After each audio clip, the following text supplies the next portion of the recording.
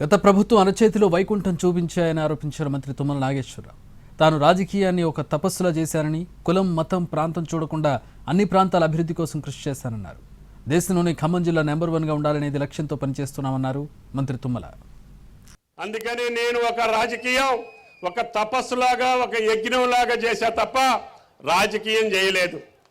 కులాలు చూడలేదు, మతాలు చూడలేదు, పార్టీలు చూడలేదు, శత్రువులను కూడా చూడలేదు.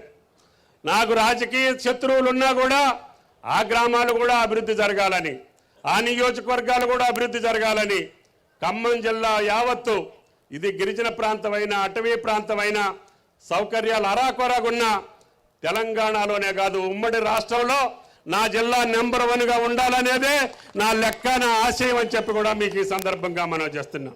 తప్పకుండా గతంలో ఈ రాష్ట్రాన్ని నష్టపెట్టినటువంటి పార్టీలు, ఈ రాష్ట్ర ప్రజలను మోసగించినటువంటి పార్టీలు, ఈ రాష్ట్ర ప్రజలకి అరిచేతిలో వైకుంఠం చూపించినటువంటి పార్టీలకు అతీతంగా యువకుడు రాజకీయాల్లో గతంలో ఏ పదవి నిర్వహించకపోయినా ఈరోజు ముఖ్యమంత్రిగా వచ్చి అనేక సంక్షేమ కార్యక్రమాలు భారతదేశంలోనే తెలంగాణ మోడల్ అంటే ఇది.